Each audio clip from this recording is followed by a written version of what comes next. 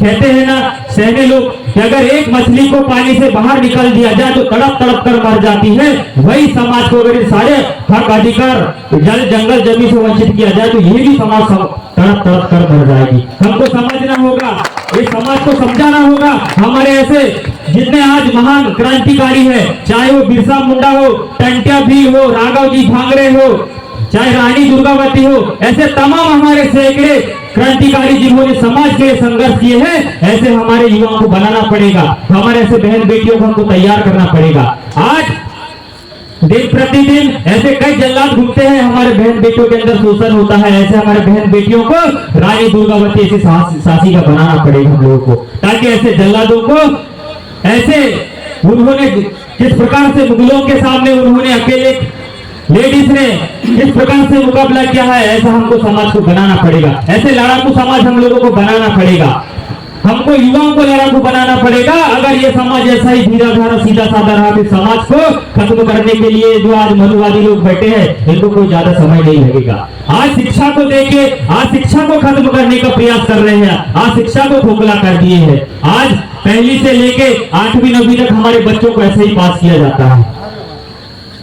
उनको पहले का पढ़ाई देखिए, आज की पढ़ाई देखिए। आज का हमारा जो भाई है वो 12वीं पास हो गए, उनको ढंग से हिंदी इंग्लिश पढ़ते नहीं आता। पहले की पढ़ाई देखिए, 5 और 8वीं के बच्चों को जो पहले हो गए तो इंग्लिश और हिंदी पढ़ने के लिए आता था, आज उन्होंने वो भी कमजोर कर दिया। वो चाहते हैं कि ऐसे हमें जब आज क्रांतिकारी पैदा होंगे तो सरकार से सवाल जवाब करेंगे, पूछेंगे, लड़ेंगे, वो क्या जवाब दे पाएंगे। इसलिए उन्होंने एक ऐसा षड्यंत्र रचा है जिन्होंने शिक्षा को कमजोर करने का प्रयास किया और आज शिक्षा को कमजोर कर दिया है।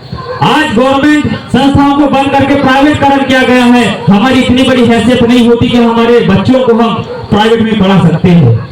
आज मैं चाहता हूं जो गवर्नमेंट में बैठे हैं, जो पूर्व में भी रहे, वर्तमान में भी रहे हैं, आज तमाम सरकार के लोगों को आदिवासियों की चिंता होती है। अगर इतनी ही आदिवासियों की चिंता है तो आज जो एजुकेशन प्राइवेट स्कूलों में है आज वो गवर्नमेंट स्कूलों में लागू कर दिया जाए। हमारा बच्चा भी एजुकेट रहेगा और यहीं से डॉक्टर और इंजीनियर और कलेक्टर बनेंगे, यही गांव से बनेंगे, यही क्षेत्र से बनेंगे और यही युवा और यही हमारे नारी शक्ति समाज का एक गौरव बढ़ाने का काम करेंगे, समाज के अंदर परिवर्तन लाने का काम करेंगे। लेकिन सरकार ऐसा बिल्कुल नहीं करेगी। हमको खुद को आत्मनिर्भर बनना पड़ेगा, हमको बिजनेस की ओर बढ़ना पड़ेगा, हमको आर्थिक स्थिति की ओर ध्यान देना पड़ेगा। साथियों, आज हमारा समाज का आर्थिक स्थिति बहुत कमजोर है। सबसे बड़ी कमजोरी हमारा ये है, आज हम आर्थिक स्थिति कमजोर होने की वजह से हम आज जगह जगह दौड़ नहीं पाते हैं। हम सोचते हैं 10 बार कि अगर हमको छिंदवाड़ा जाना है, बैतूल जाना है, पांडुर जाना है तो हमें करना क्या है।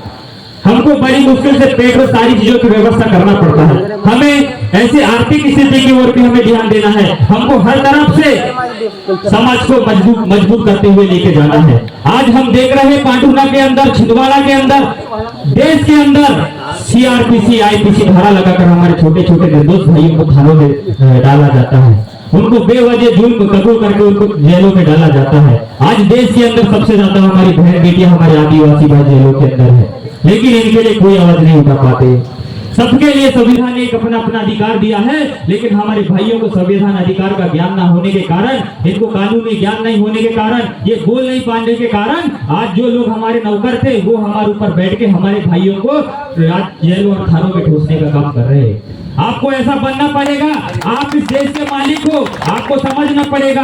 आप इस प्रकृति के पूजा को, आप आकृति के भी पूजक नहीं हो, आप जल जंगल जमीन के मालिक हो, आपको समझना पड़ेगा। आज छंद लोग यहाँ आकर राज कर रहे हैं आप लोगों के ऊपर, हमारे लोगों के ऊपर। आज हम यहाँ के मालिक है, आज जल जंगल जमीन हमारी है, ये संस्कृति सभ्यता हमारा है, रूढ़ी प्रथा हमारी है। आज सबसे बड़ी दुख की बात है, पांडुना विधानसभा सबसे आदिवासी विधानसभा होने के बावजूद भी आज पांडुना के अंदर पेस एक्ट लागू नहीं किया गया है।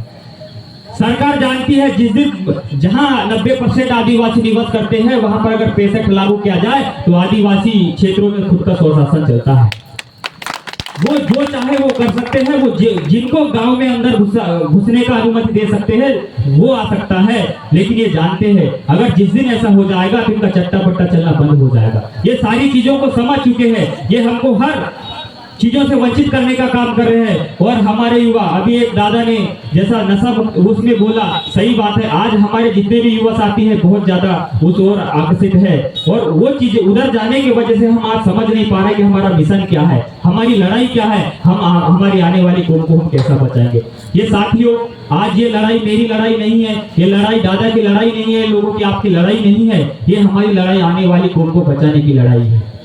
हम आने वाली कौम को कैसे बचाएंगे, सबसे बड़ी चिंता आज